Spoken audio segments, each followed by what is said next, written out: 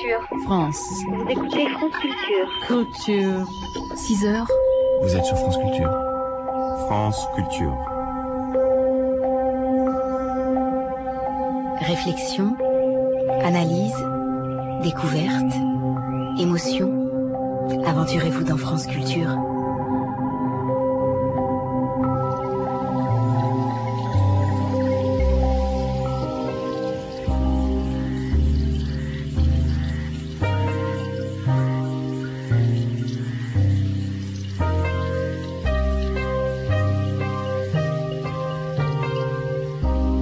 L'éloge du savoir. Les leçons magistrales. Musique, histoire, philosophie, à la Cité de la musique. Une série de 10 conférences. Aujourd'hui, Platon ou l'aube d'un désaccord entre philosophie et musique, par Marie-Louise Mallet, philosophe. Il faudrait beaucoup plus que le temps de cette conférence pour traiter de façon point trop sommaire de l'immense question des rapports de Platon à la musique. D'autant plus que l'œuvre de Platon, qui se présente tout entière, et c'est un cas unique dans l'histoire de la philosophie, sous la forme de dialogue, c'est-à-dire sous une forme polyphonique, pourrait être considérée elle-même comme une immense œuvre véritablement musicale, un vaste opéra fabuleux. En effet, si le plus souvent une voix domine, a le dernier mot, celle de Socrate, ou, dans les derniers dialogues, celle de l'étranger, voix que la tradition philosophique a un peu trop exclusivement identifiée à la voix de Platon, nombre d'autres voix ne se laissent pourtant pas oublier, et jusqu'aux voix des adversaires les plus combattus et les plus redoutables, qui ne cessent de faire entendre leur musique, discordante mais si forte, que l'on peut toujours se demander quelle part de lui-même Platon a mise en elle. Mais chaque dialogue pourrait être à son tour considéré comme une composition musicale. Ainsi, au début de son très beau texte, La pharmacie de Platon, Jacques Derrida procède à une analyse de la composition du Phèdre tout à fait comparable à ce que pourrait être l'analyse d'une partition musicale par un musicologue, marquant l'apparition de cellules motiviques qui ne seront développées que plus tard pour devenir de véritables thèmes ou motifs, remarquant leurs accords différés, leur entrelacement seulement esquissé ou leurs subtils contrepoints, faisant apparaître dans ce dialogue qui fut longtemps considéré comme mal composé, la trame très élaborée d'un véritable tissu musical. Enfin, parler de l'œuvre de Platon comme d'une œuvre musicale n'est pas recourir à la facilité d'une métaphore devenue très usée. Comme vous le savez sans doute, musique, musiké, désigne en grec non seulement ce que nous nommons couramment musique, mais tout ce qui a rapport aux muses, la poésie sous toutes ses formes, épique, lyrique, tragédie, comédie, etc., la danse, mais aussi l'histoire, l'astronomie, et enfin tous les arts, la culture en général, si bien que l'adjectif musikos désigne l'homme instruit, cultivé, qui a reçu une bonne éducation, et donc musicien accompli. Dès lors, on pourrait dire que la musique n'est qu'une forme d'un genre beaucoup plus vaste qu'il faudrait appeler, comme le suggère Johannes Lohmann dans son livre Musiké et Logos, le musique. Mais le mot musique n'est pas le seul dont le champ sémantique se soit restreint en passant du grec aux langues européennes modernes qui en ont hérité. Il en va de même pour ce que nous nommons poésie. Poiesis désignant toute création, poétique ou non, toute fabrication, construction, composition, et aussi pour ce que nous nommons technique et que nous opposons à l'art comme à la théorie pure, alors que techné en grec ne s'oppose ni à l'un ni à l'autre, mais comprend tous les arts, toute activité productrice, inventive, non naturelle, nécessitant habileté et savoir. Dès lors, la musique, ou plutôt le musique, relève aussi bien de la techné que de la théoria. Ainsi, lorsque le mot musique apparaît dans un texte de Platon, ce n'est pas nécessairement pour désigner ce que nous nommons aujourd'hui musique, mais il peut arriver aussi à l'inverse, que ce mot soit effacé par la traduction, qui obéit aux règles de l'usage actuel, effaçant par là même bien des subtiles résonances.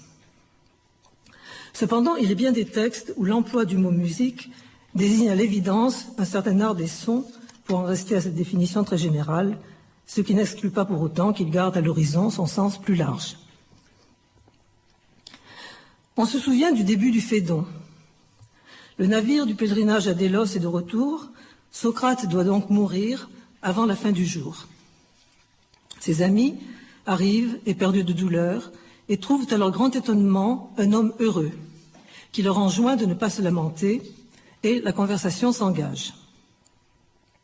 Ces belles s'interrogent alors Socrate sur ce qu'on raconte. Depuis qu'il est en prison, il s'exercerait, dit-on, à la composition musicale. Il mettrait en musique des fables d'Ésope et un prélude à Apollon. Socrate confirme et en donne la raison. Maintes fois m'a visité le même songe au cours de ma vie. Ce qu'il disait était invariable. Socrate, prononçait-il, c'est à composer en musique que tu dois travailler. Et, ma foi, ce que justement je faisais au temps passé, je m'imaginais que c'était à cela que m'exhortait et m'incitait le songe. Ainsi, pensais-je, il m'incite à persévérer dans mon action, qui est de composer en musique. Y a-t-il en effet plus haute musique que la philosophie, et n'est-ce pas là ce que moi je fais? Mais voici qu'après mon jugement, la fête du dieu Apollon a fait obstacle à ma mort. Ce qu'il faut, pensais-je alors, au cas où ce que me prescrit si souvent le songe serait en somme cette espèce commune, populaire de composition musicale, c'est ne pas lui désobéir. Il est plus sûr en effet de ne point m'en aller avant d'avoir satisfait à ce scrupule religieux. Et voilà comment ma première composition a été pour le dieu dont se présentait la fête votive. Puis, après avoir servi le dieu, je me dis qu'un poète devait, pour être vraiment poète, prendre pour matière des mythes, non des arguments, mais la mythologie n'est pas mon fait. C'est pour cela, justement, que les mythes à ma portée, ces fables d'Ésope que je savais par cœur, sont ceux que j'ai pris pour matière au hasard de la rencontre. Pourquoi Socrate se soucie-t-il donc de cette voix entendue en songe, si ce n'est parce qu'elle lui paraît comme une voix divine, ou, à tout le moins, démonique, venant de quelque daimon intermédiaire entre les dieux et les humains? Il y aurait donc deux démons de Socrate. Celui, le plus connu, dont il parle longuement dans l'Apologie, le daimon qui ne dit rien, qui ne commande rien, mais qui l'arrête quand il pourrait s'écarter du chemin de la philosophie. Qui l'arrête et le tient immobile tout un jour, debout, pieds nus dans le froid, sur un champ de bataille, ne se laissant distraire par rien qui pourrait interrompre sa méditation, comme le raconte Alcibiade dans le banquet. Ce daimon commande sans rien commander. Il garde ouverte la voie de la plus haute, de la plus grande, mégisthès, musique, en ce sens large du mot musique, qu'est donc la philosophie. Quant à l'autre daimon, celui qui parle, qui dit « Socrate compose de la musique », que commande-t-il? De s'exercer à cette espèce commune, populaire de composition qu'on nomme communément musique? Mais alors quelle est la valeur d'un tel commandement? Un dieu peut-il commander ce qui n'est pas le meilleur? Que vaut le scrupule religieux auquel Socrate, in extremis, obéit? Y a-t-il là quelque credo quia absurdum? Ce serait bien peu grec et bien peu socratique. Est-ce de la part de Socrate une plaisanterie, comme ce coq qu'au moment de mourir, il demande que l'on sacrifie pour lui à Asclépios, le dieu guérisseur des maladies? Ou bien, hypothèse de Nietzsche dans La naissance de la tragédie, ce non-mystique par excellence qu'est Socrate, ce penseur dont la nature logique est incapable d'approcher si peu que ce soit les abîmes dionysiaques, pour qui la poésie s'arrête aux fables d'Ésope, aurait-il eu au moment de mourir un doute, une hésitation sur les limites de la logique, un scrupule qui l'aurait amené à une ultime question? Peut-être ce que je ne comprends pas n'en est-il pas pour autant l'incompréhensible lui-même? Peut-être existe-t-il une région de la sagesse d'où le logicien est banni? Peut-être même l'art est-il le corrélat et le supplément nécessaire de la science? Plus sûrement encore, n'y aurait-il pas là le signe d'une division, d'un discord, non pas chez Socrate, que l'on ne connaît guère que par Platon, mais chez Platon lui-même, le poète qui à 20 ans aurait brûlé tous ses poèmes pour suivre Socrate et se consacrer à la philosophie. Qui parle en effet par la voix d'Alcibiade lorsque celui-ci, ivre et accompagné de joueuses de flûte, surgit à la fin du banquet et fait de Socrate l'éloge le plus lyrique qui soit. L'éloge d'un Socrate musicien, musicien quelque peu magicien, enchanteur, voire ensorceleur. Je cite. « Voici donc ce que je déclare. c'est qu'il est tout pareil à ces silènes que les artistes représentent tenant une syrinx ou une flûte. Les entr'ouvre-t-on par le milieu, on voit qu'à l'intérieur, ils contiennent des figurines de Dieu. Et je déclare en second lieu qu'il a l'air du satyre Marsyas. Mais je ne suis pas flûtiste, diras-tu. Tu l'es, infiniment plus merveilleux que lui. Lui, vois-tu, il avait besoin d'instruments pour charmer les hommes. Ces mélodies sont les seules qui mettent en état de possession et par lesquelles se révèlent les hommes qui éprouvent le besoin de Dieu et d'initiation. Elles sont elles-mêmes divines. Quant à toi, tu ne diffères pas de lui, sauf en ce que, sans instrument, par des paroles sans accompagnement, tu produis ce même effet. Quand c'est toi qu'on entend, tous, femmes, hommes ou adolescents, le coup dont nous sommes frappés nous trouble et nous en sommes possédés. Pour ma part, quand je l'entends, le cœur me bat bien plus qu'Ocorribante dans leur transport. Ces paroles, les siennes, font couler mes larmes et je vois une foule énorme éprouver les mêmes émotions. Certes, c'est Alcibiade qui parle, cet être si merveilleusement doué mais qui a mal tourné et qui de plus est ivre. Mais ivre d'amour, plus encore que de vin.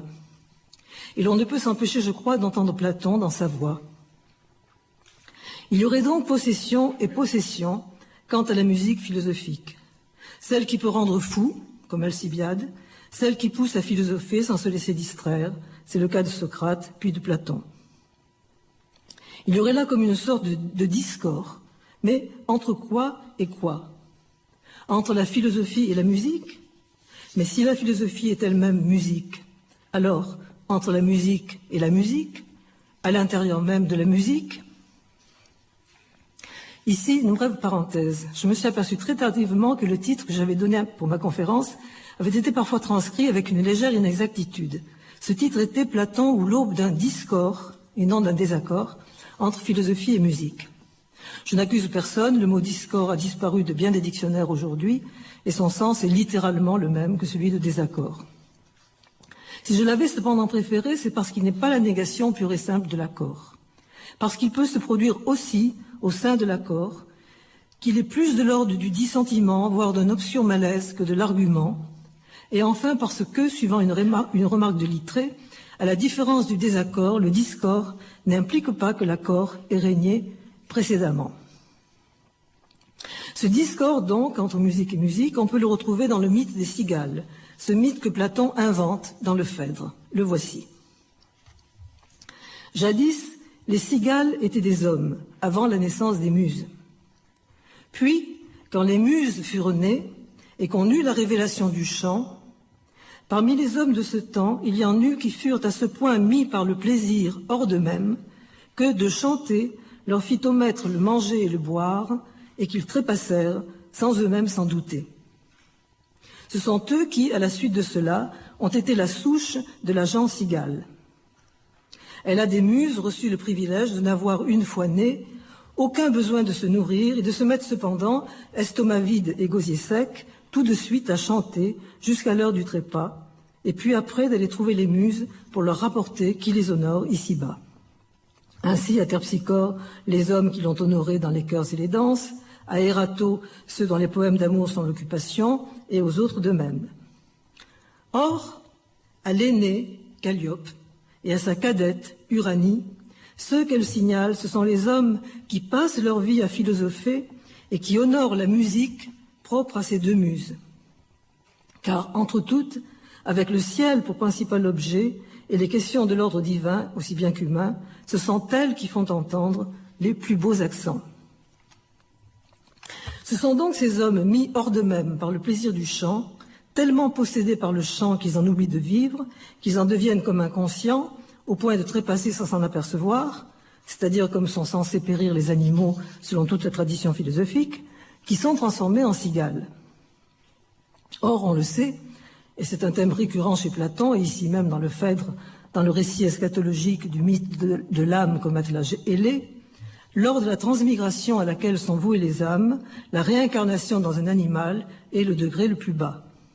Le plus haut, le plus éloigné de la bête étant au contraire la réincarnation en un homme, ami du savoir et de la beauté, autrement dit un mousikos.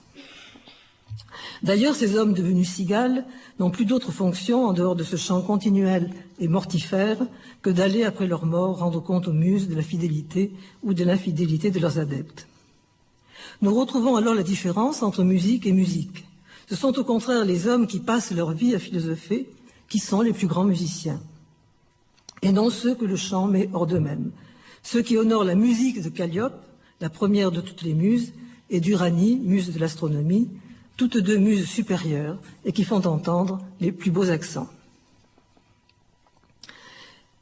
Musique qui rend fou, qui met hors de soi, qui rend possédé, musique mortifère, ou au contraire, musique qui fait accéder à la vie véritable, à une vie supérieure, digne des dieux, la musique comme philosophie.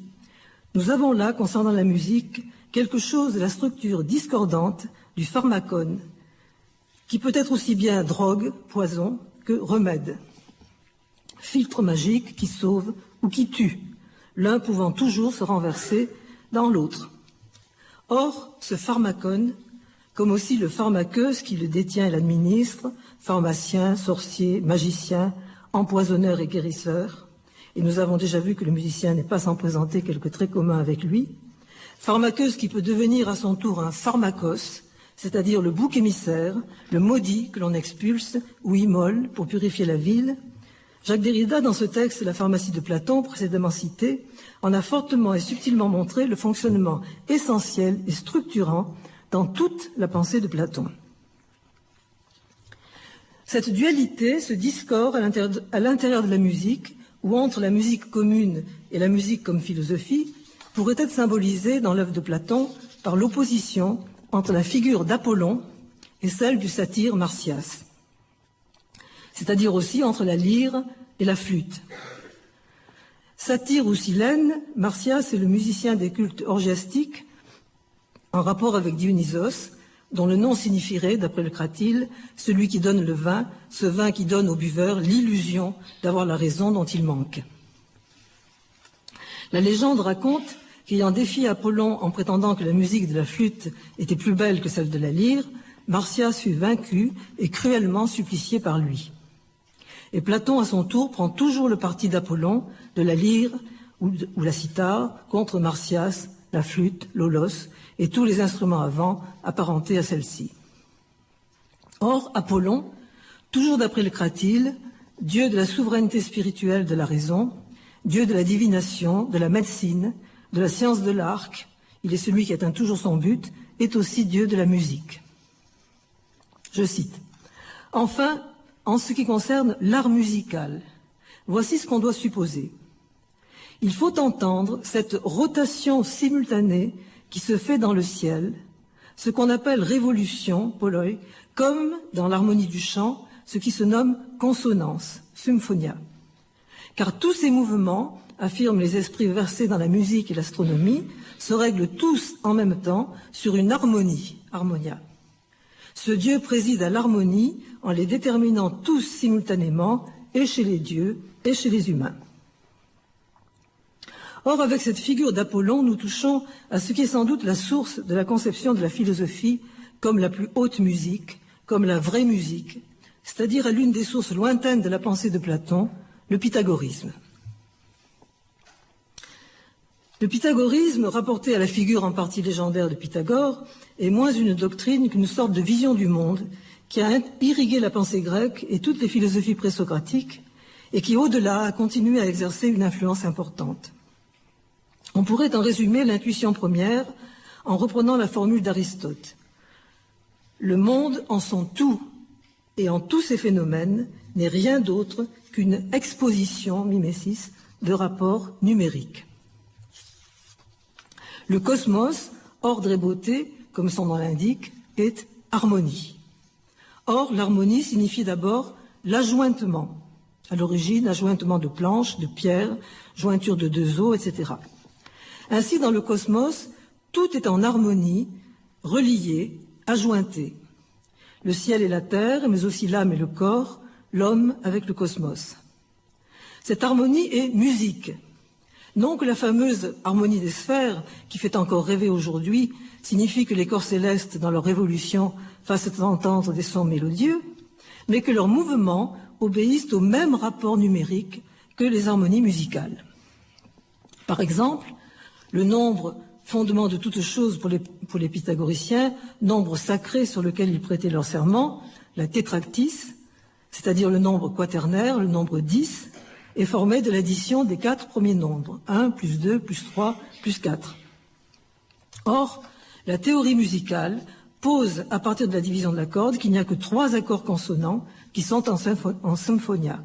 L'octave, qui exprime la proportion de 1 à 2, la quinte, qui exprime le rapport de 2 à 3, et la quarte, qui exprime le rapport de 3 à 4.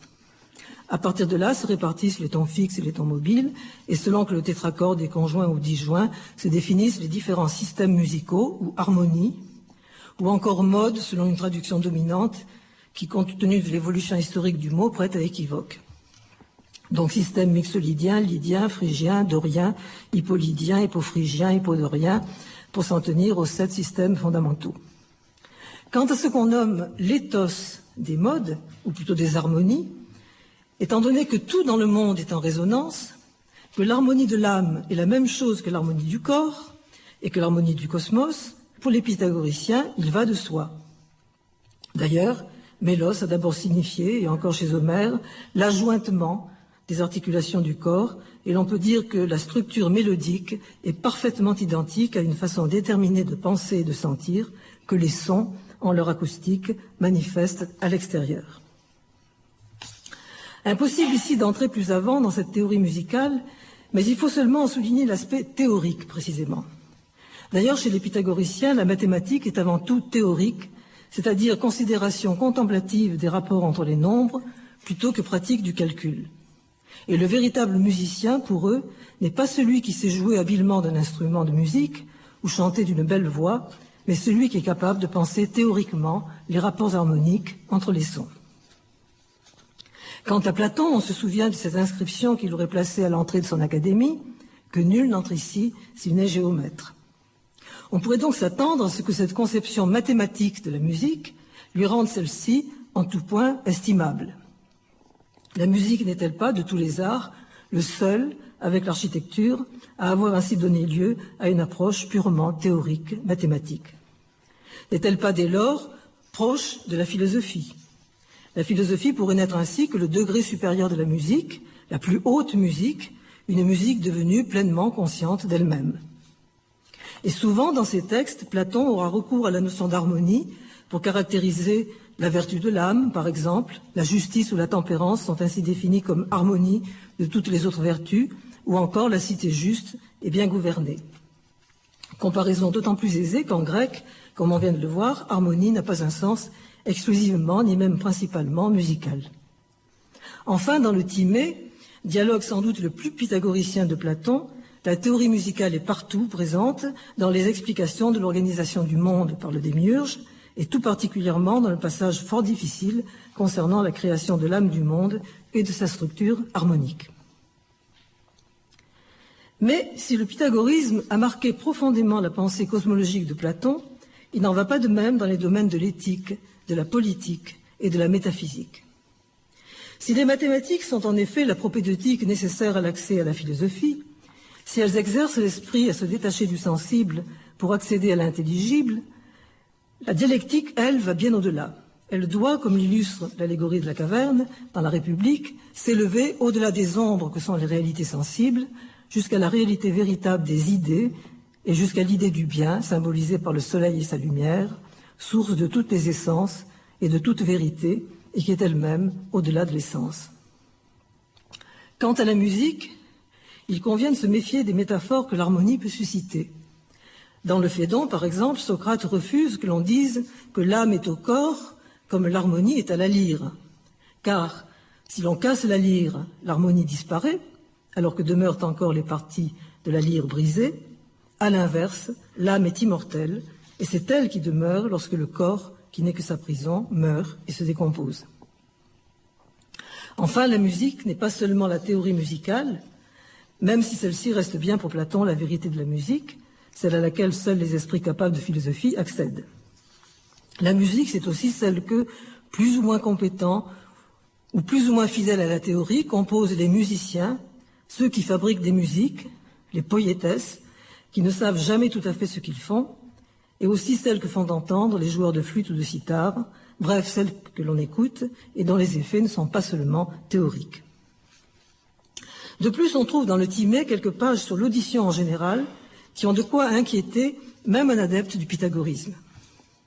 Si en effet la vue et l'ouïe sont dites avoir la même finalité, c'est-à-dire non pas la sensation et le plaisir des sens, mais permettre à l'âme d'accéder à l'ordre et à l'harmonie du cosmos, il existe cependant une importante dissymétrie entre ces deux modes du sentir.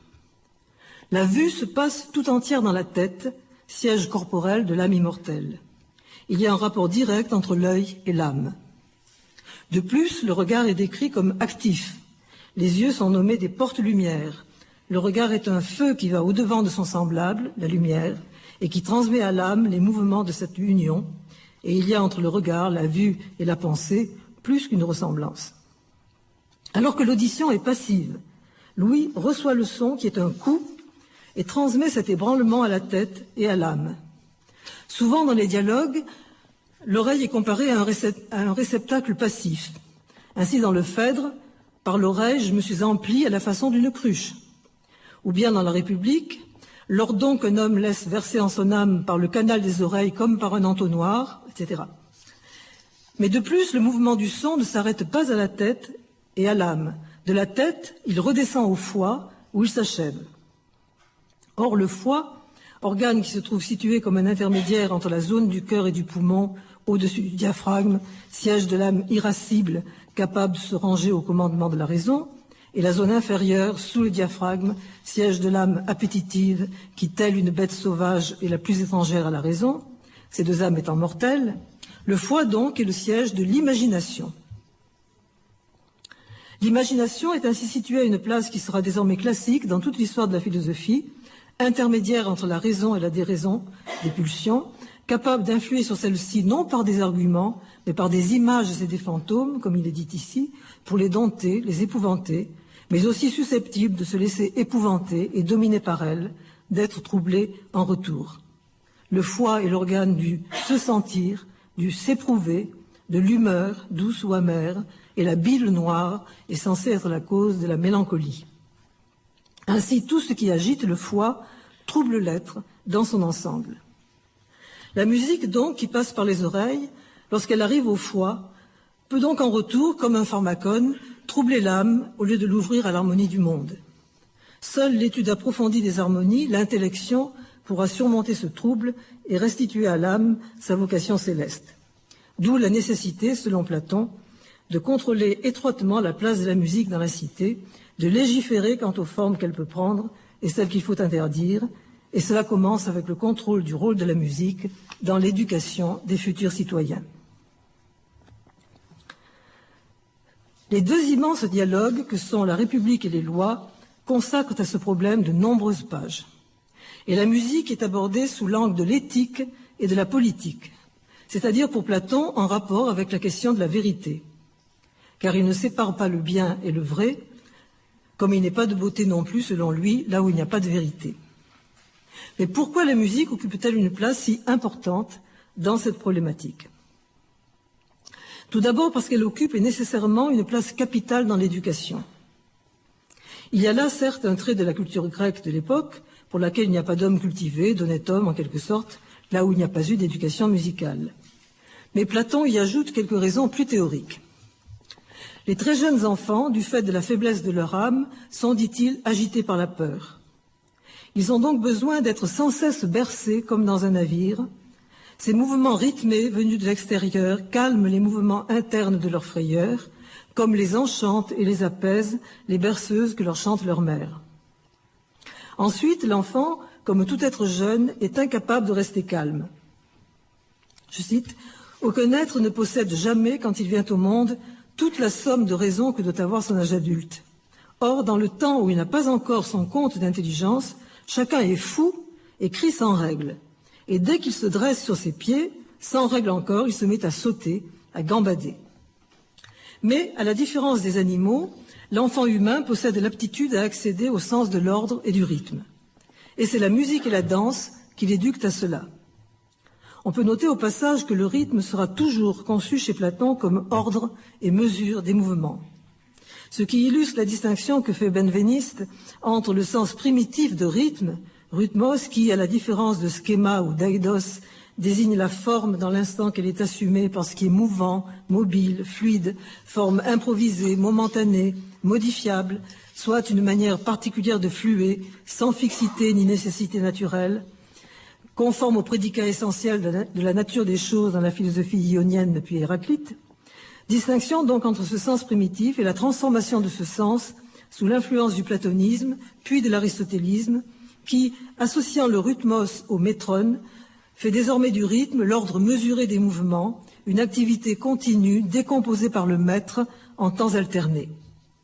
Le rythme perd alors sa souplesse, son imprévisibilité originelle pour se rapprocher de la cadence jusqu'à se confondre de plus en plus avec elle, ce qui n'est pas sans conséquence importante pour la musique, on s'en doute.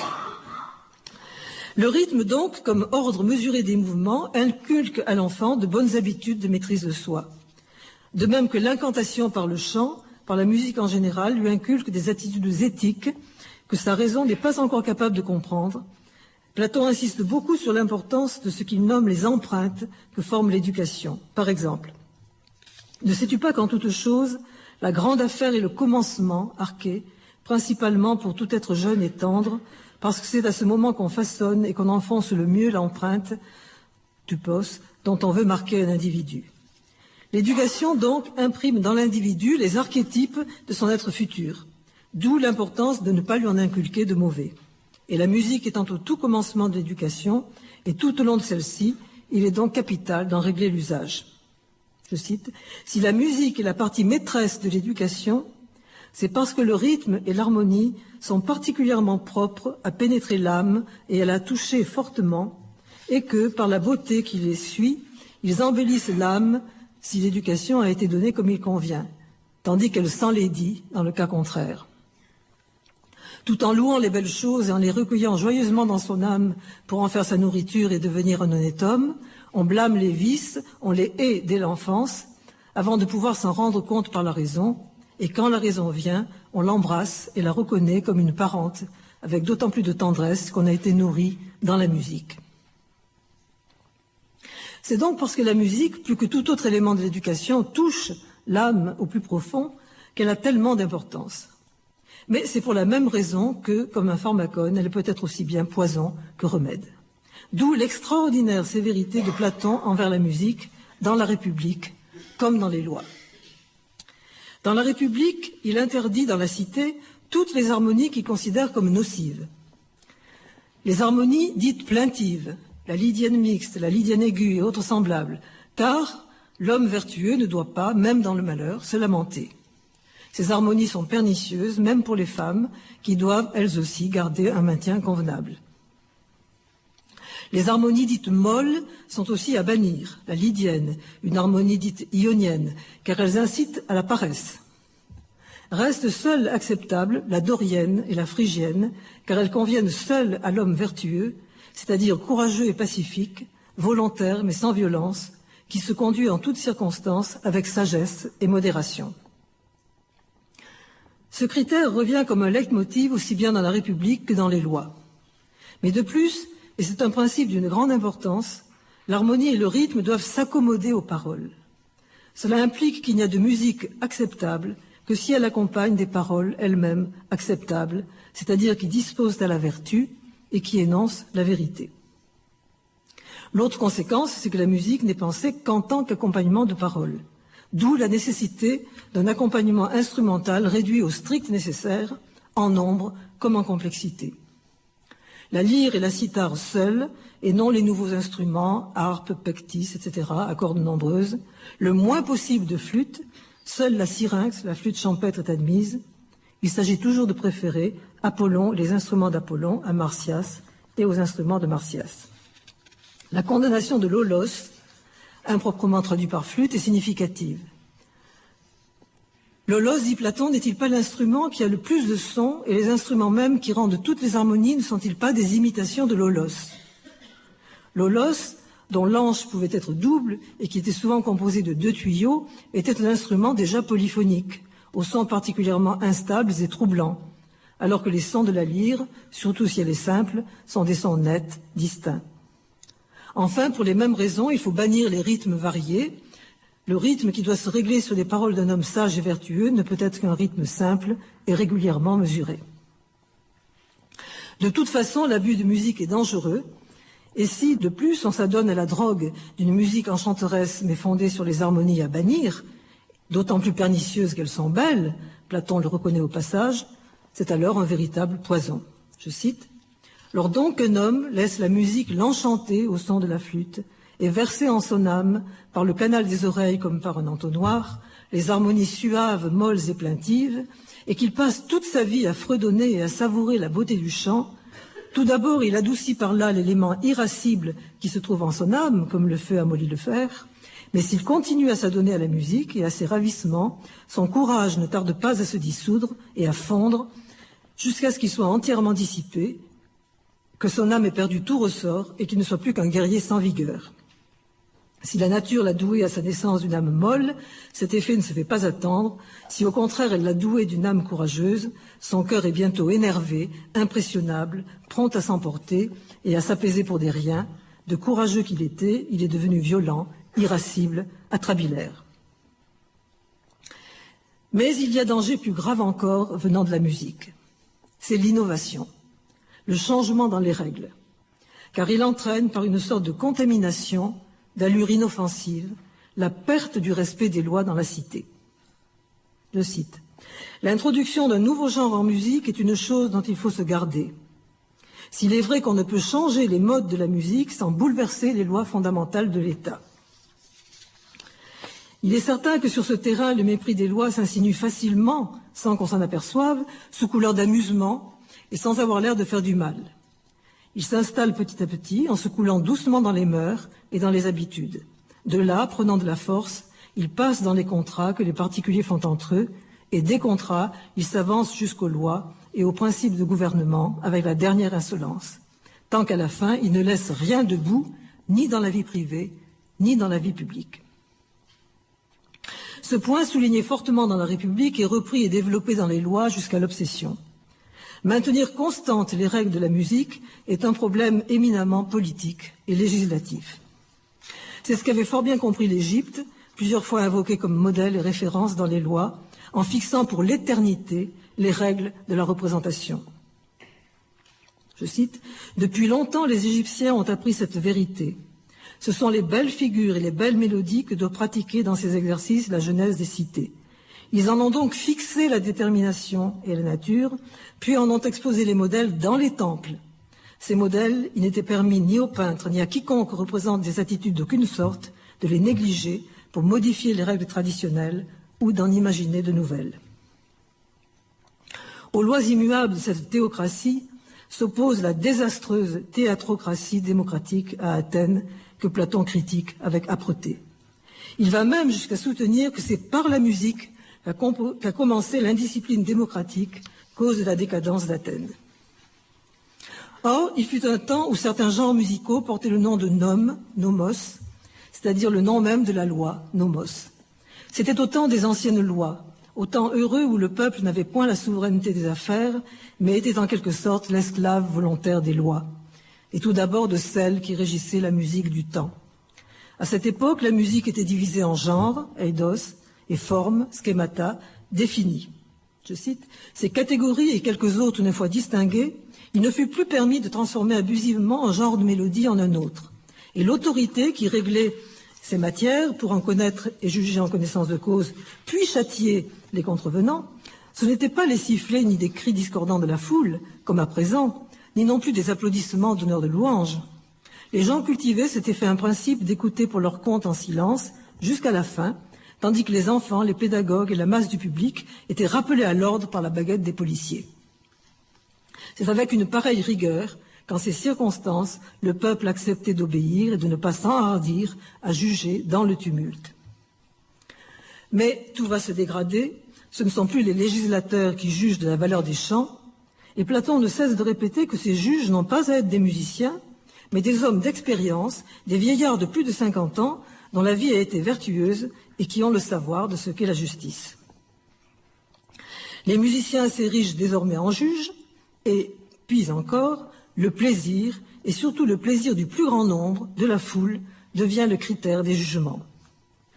Je cite, « Par la suite, avec le cours du temps, l'autorité en matière de délit contre la musique passa à des compositeurs, poétesses, qui avaient sans doute le tempérament créateur, mais qui ne savaient rien de la justice et des droits de la muse. Dans la frénésie de plaisir qui les possédait plus que de raison, ils mêlèrent traînes et hymnes, péans et dithyrambes, imitèrent sur la cithare le jeu de la flûte, ramenèrent tout à tout, et sans le vouloir, eurent l'inintelligence de lancer contre la musique cette calomnie qui n'existait pas la moindre orthodoxie musicale et que le plaisir de l'amateur, que celui-ci fût noble ou manant, décidait avec le plus de justesse. À force de composer de pareilles œuvres, d'y ajouter des proclamations de ce genre, ils inculquèrent aux gens du commun de faux principes musicaux et l'audace de se croire des juges compétents. À une aristocratie musicale se substitua une fâcheuse théatrocratie. Et cette théatrocratie ne se limite pas au domaine musical, elle s'étend à toute la vie de la cité, à toute la vie politique. Ce qui commença chez nous dans la musique, ce fut l'opinion que tout homme s'entendait à tout, la désobéissance universelle aux lois et la liberté fut du cortège. Ils se mirent en effet à perdre la crainte en se croyant compétents, et l'assurance engendra l'impudence, car cesser par effronterie de craindre l'opinion de meilleur que soi, c'est là vraiment l'impudence vicieuse, née d'une liberté par trop enhardie. À la suite de cette liberté vient celle qui refuse de se soumettre aux autorités, puis on se dérobe à la servitude, aux avertissements d'un père, d'une mère, des gens d'âge. Presque au terme de la course, on cherche à ne pas obéir aux lois, et au terme même, on perd le souci de ses serments, de ses engagements, et en général des dieux. Mais pourquoi la musique, le plus réglé de tous les arts, et par des règles tirées non de la coutume mais d'une théorie mathématique, peut-elle à ce point se dérégler et entraîner dans son dérèglement un tel dérèglement de toutes les autres règles, des lois de la vie éthique et politique dans la cité? Pour tenter de le comprendre, il faut se rapporter à ce que Platon dit des arts de l'imitation. Car la musique ne découle pas de la théorie mathématique de l'harmonie comme une démonstration mathématique découle de ses axiomes. La musique est aussi, et le passage ne va pas de soi, un art mimétique. La mimésis, que l'on traduit, et comment faire autrement, par imitation, est bien une façon de se rapporter à un modèle, de le représenter, de le mimer. Ainsi, la peinture représente des objets que l'on doit pouvoir reconnaître. La mimésis sera bonne si les aspects de la chose, forme, couleur, proportion, etc., sont respectés. La poésie, si on accepte le récit simple, seulement narratif, et pour une large part mimétique. Lorsqu'Homère, dans l'épopée, suspend le simple récit des actions de ses héros pour leur donner la parole, les faire exprimer leur passion, parler comme s'ils étaient présents, il fait de la mimésis. La tragédie, la comédie, tout le théâtre est mimétique. Mais la mimésis n'est pas seulement la représentation, l'imitation d'un modèle, la mimésis présente ce qu'elle représente. Elle le rend présent, elle en est la présentation. D'où sa force, son pouvoir de fascination sur le spectateur ou l'auditeur. D'où le trouble aussi qu'elle peut provoquer. Elle est contagieuse, dit Platon. Elle peut créer une seconde nature qui change le corps, la voix et l'esprit.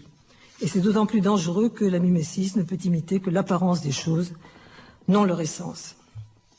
C'est pourquoi la mimésis musicale, mais pourquoi la mimésis musicale serait-elle plus particulièrement dangereuse, la plus dangereuse de toutes? S'il est sévère envers tous les arts, et tout particulièrement envers la poésie, Platon est plus sévère encore envers la musique. Ce qui fait la valeur d'une mimésis pour Platon, ce n'est pas le charme, charisme, le plaisir qu'elle procure, mais sa plus ou moins grande rectitude, orthothèse.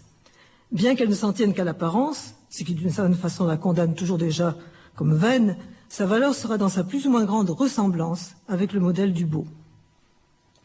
Et le beau n'est beau que dans la mesure où il tend vers le beau en soi, lequel est de l'ordre de l'intelligible et n'est pas séparable du bien et du vrai.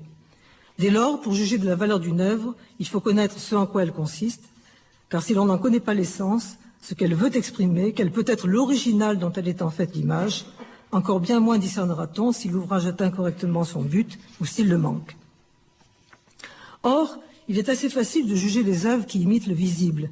On verra aisément si une peinture représente exactement son objet, en restitue correctement les caractéristiques, à supposer que ce soit là le sens de la peinture. Il est relativement facile aussi de juger de la rectitude du discours poétique. Et Platon ne se prive pas de juger les propos monstrueux, selon lui, que tient Hésiode sur les dieux dans la Théogonie, ou ceux non moins monstrueux qu'Homère lui aussi tient sur les dieux ou sur les héros, censés être des modèles pour les humains. Il consacre un long développement dans la République à leur critique, montrant que les dieux, êtres parfaits, ne peuvent être soumis à toutes les passions trop humaines qui leur sont attribuées, ni être inconstants, changeants, et encore moins être cause de toutes sortes de maux. Mais ce qui rend la critique de la poésie plus difficile, c'est que son charme peut paralyser le jugement. Dans Ion, Socrate compare l'effet de la poésie à celui de la pierre magnétique, dont la puissance attire les anneaux de fer et se transmet à travers eux de telle sorte qu'ils forment une file d'anneaux suspendus les uns aux autres. De même, du poète au rhapsode ou à l'acteur tragique, et de là à l'auditeur ou au spectateur, se transmet le délire poétique. Car, et le thème revient souvent dans les dialogues, le poète n'est poète que s'il est inspiré par quelque dieu ou quelque muse. Dès lors, ce n'est pas lui qui parle, il est hors de lui et ne sait ce qu'il dit, et tout particulièrement les auteurs de chants lyriques. Je cite, de même que ceux qui sont en proie au délire des corybantes, les auteurs de chants lyriques n'ont pas leurs esprits quand ils composent ces chants magnifiques. Embarqués dans l'harmonie et dans le rythme, alors les saisit le transport bachique et possédés, ils ressemblent aux bacchantes. Pareil aux abeilles, le poète en effet est chose légère, chose ailée, chose sainte, et il n'est pas encore capable de créer jusqu'à ce qu'il soit devenu l'homme, qu'habite un dieu, et qu'il ait perdu la tête, que son propre esprit ne soit plus en lui.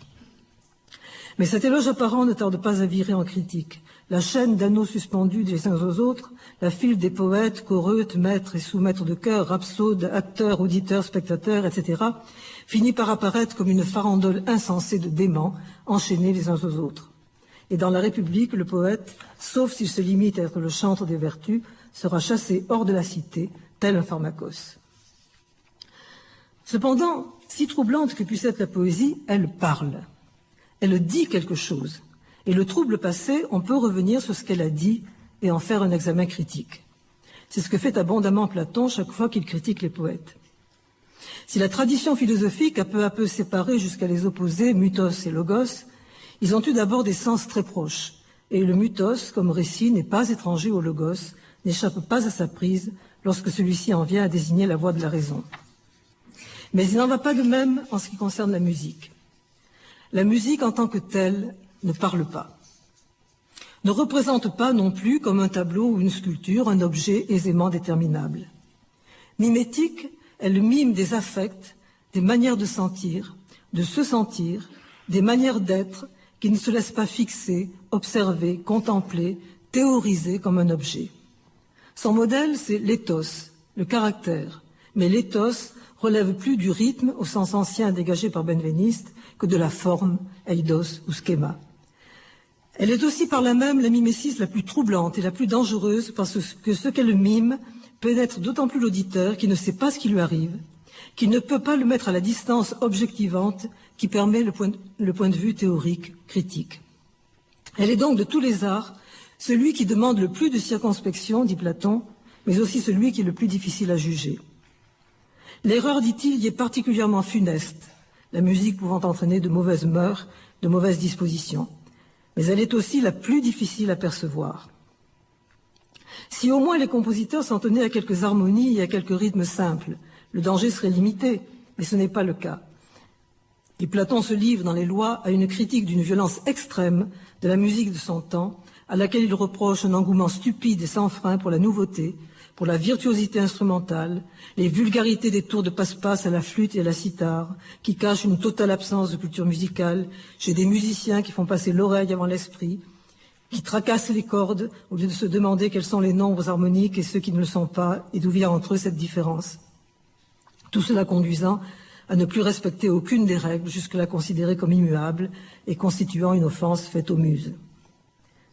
Ce ne sont pas les muses, en effet, qui commettraient jamais la faute de donner à des paroles d'hommes la couleur, chroma, et la mélodie qui conviendrait à des femmes, d'adapter à des modulations et des jeux de scène composés pour des hommes libres, des rythmes d'esclaves et de gens sans liberté, ou encore de mettre sur un fond de rythme et d'attitude d'hommes libres une mélodie ou un texte opposé.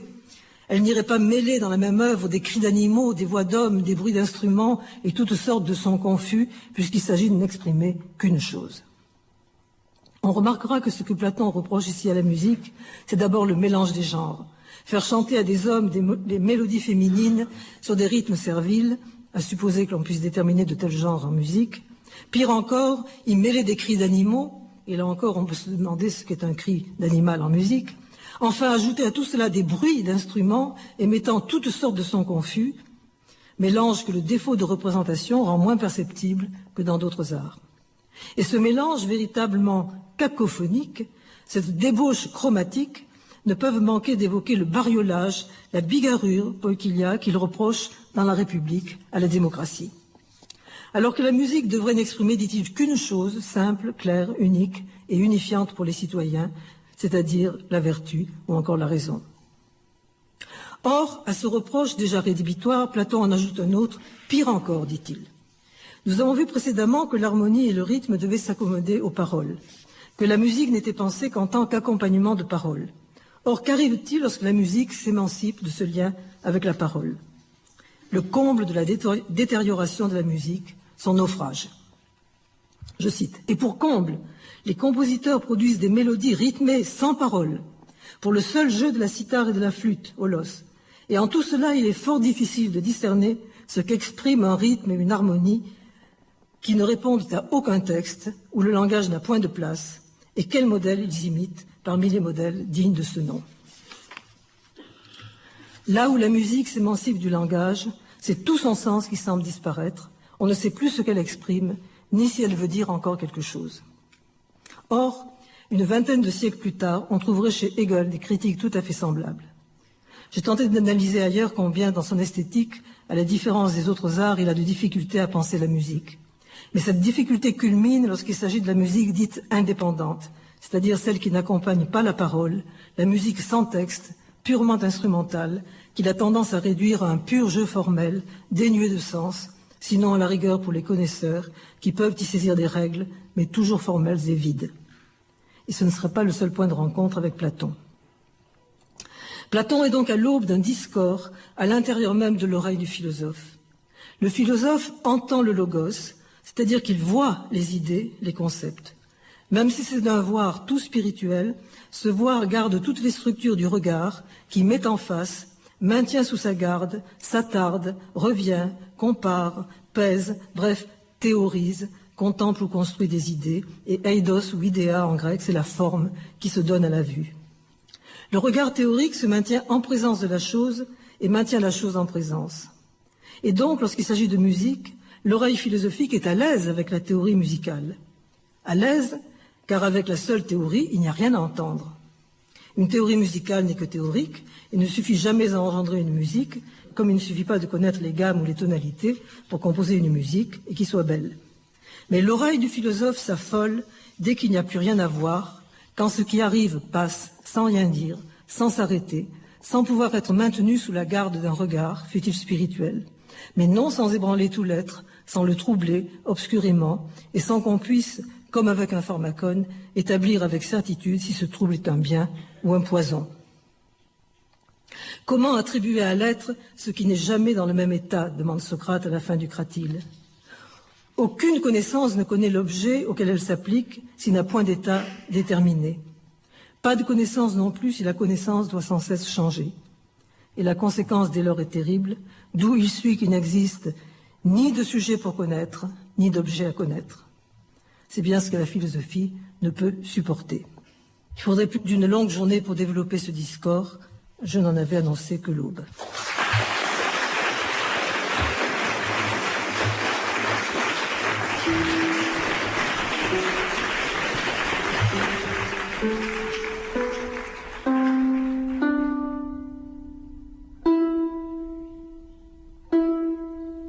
C'était l'éloge du savoir.